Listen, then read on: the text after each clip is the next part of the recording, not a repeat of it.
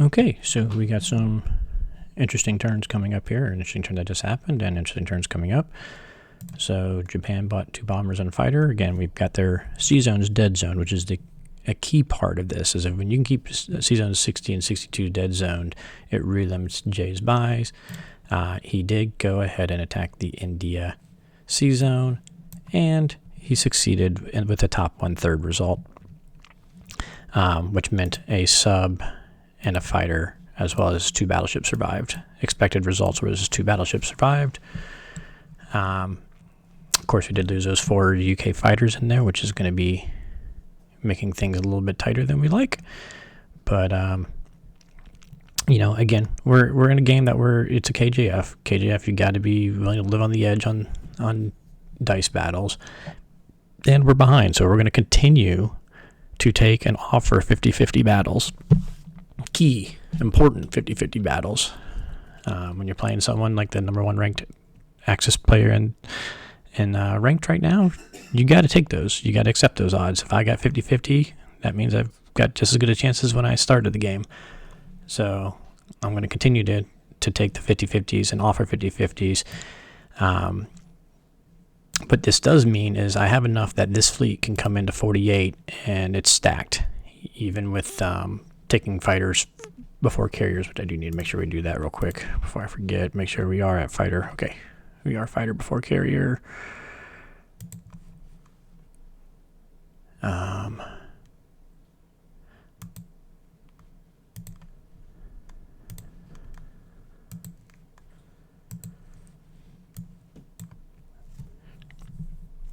Wanted to remember to do that while I was thinking about it because of what we're planning up here. And so we can come in here. I'm leaning to not take Philippines because the bombers can dive bomb and take him, which, yes, then I could build the factory because we're stacked, and then I could build the infantry, but in that time he could buy a couple more bombers, and so then he could air bomb him again, and it's just going to get ugly. Down here, at least we'd be building 4 infantry at a time, or maybe 3 infantry and an AA or something to discourage the dive bombing. So I think we're going to skip it. Plus, if they're still alive, it gives me a counter to India if he decides to take the 50-50 India shot. So it'll be interesting, to say the least. With that being said, since we are getting into the C Zones Act, and we're going to go ahead and bring this carrier down to 44, so we're going to have 4 fighters there, 2 fighters here that can all reach basically down in here. Of course, we have the fighters and bomber here as well, as long as they survive India. So his fleets can be filling heavy with the fleet here and 4 fighters here, and 2 fighters here that can go 1, 2, 3, 4, and the 4 fighters. If he does attack India, he's going to need to bombard, so he's basically conceding his fleet altogether then if he does go for India. So that'll be a consolation prize if he goes for it, as well as hopefully then we'd be able to retake India itself. And so that's what we're going to be focusing at. But it also means we can build in the Atlantic, and that's what we're going to do. And we're going to try to... This is just a tricky play, but I think hopefully we're going to convince him to go back into the Mediterranean. We're going to put our other destroyer here. We're going to drop a loaded carrier right here because we don't need the the Pacific build right now. We will again eventually, but we're going to skip a turn of Pacific build to help conserve this. So with the destroyers, yes, we don't even necessarily need this destroyer here. Actually, maybe I keep this destroyer back as No, I want the destroyer forward so that he could get to 24. So I could have a destroyer, 2 fighters, and a bomber if they went down to 24. So we're going to keep him there. We'll move this destroyer up. There's plays he could do to try to squeeze this guy back, but then our carrier is going to be coming up, and hopefully these 2 fighters and bomber live, and we'll be pressing C Zone 5 in that manner. So that's the plan there. We are going to go ahead and get us a transport as well, to put over here to start getting a second transport going this way. The last small thing you're going to see is I'm going to move this transport with the units over to here in case he decided to go to Brazil, and then we'll have our fleets here that could hit him, and then we can use these guys to try to take Brazil back, because Brazil is a 3-point property there that we do want to keep an eye on. We don't want to lose it permanently.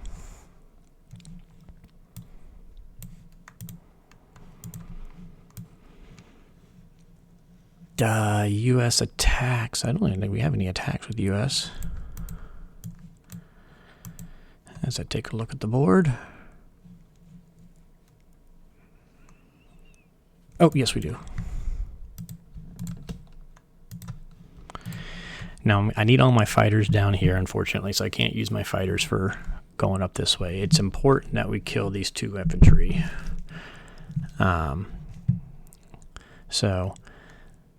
For my plans.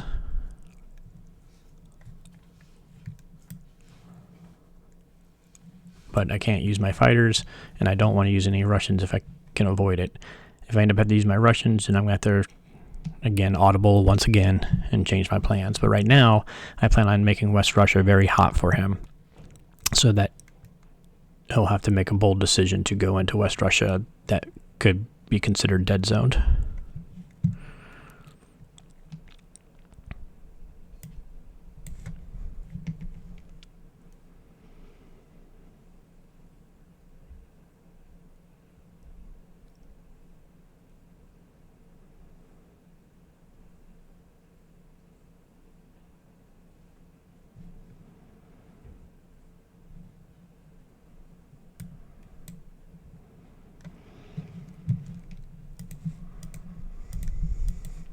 Two hits first round for the offense, not the defense.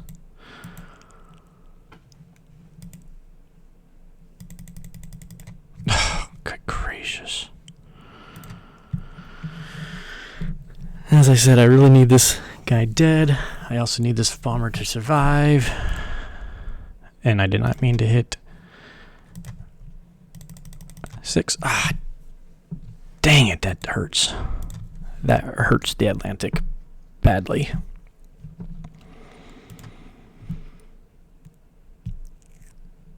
When frustration gets the best of you.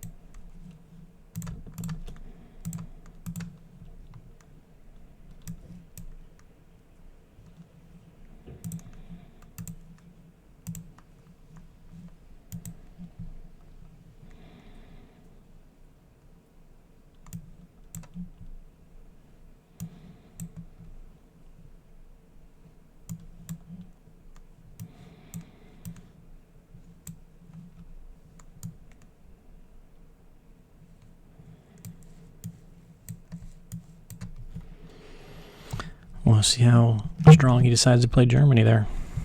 He could do some rough stuff up there.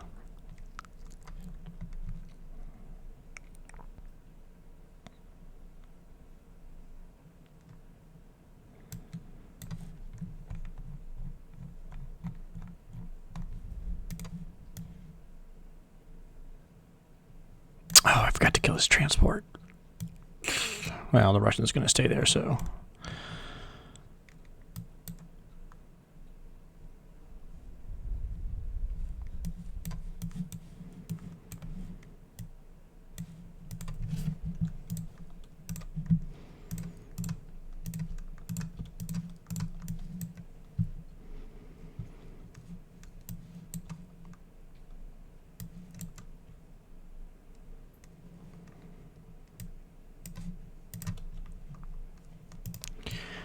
And we are going to need the 2 artillery, 5 infantry build for this supposedly dead zone I'm creating. Oh, let's... How often does a Russian fighter get to kill a Japan transport?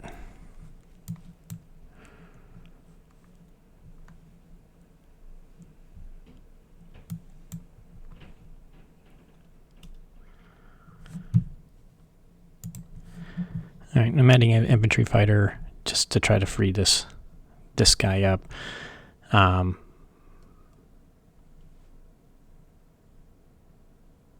That messes up my defenses some too, though, if I do that. Let me check something. Yeah, I've done it too much. I've kind of spread myself thin on the numbers, and if I do the infantry fighter and I miss and he hits, it would be really bad. So I think we are where we are there.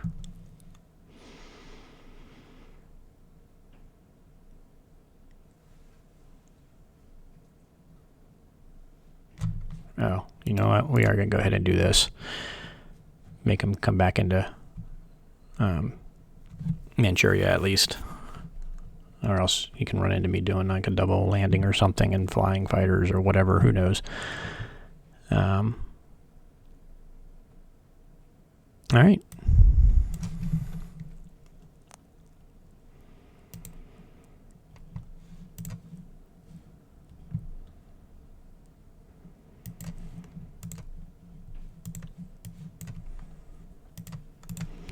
We needed this to be Russian so he couldn't land his German fighters there.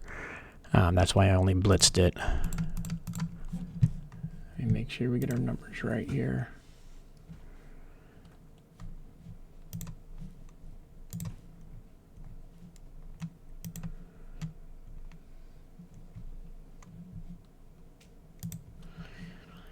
There, we're gonna leave 3 bombers there. We need to move him up.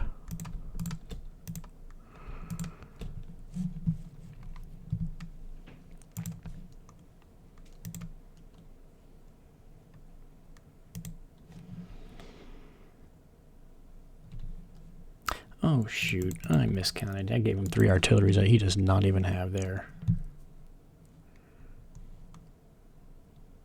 I could have done the Kaza attack. Dang it.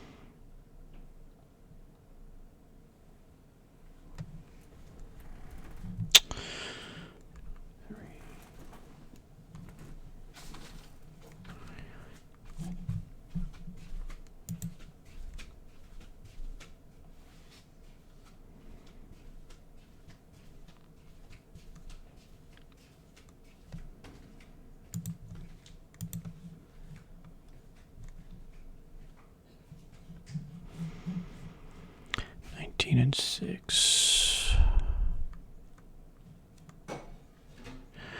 So that's my 6. There's 16. I have to drop 3. That leaves me 2. And 2 that I can drop down here.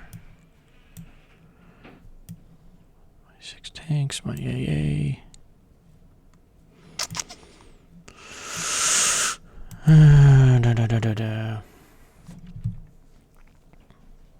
Which means Caucasus should be more than fine.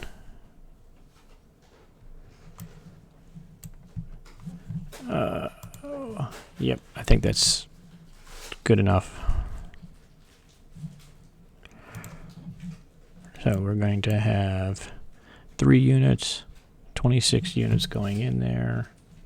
He's got 12, 16, 20, 2 units that can attack.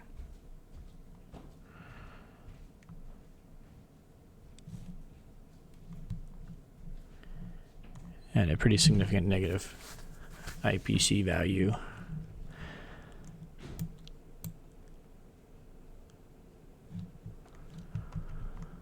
So yeah, I think we're going to go with this.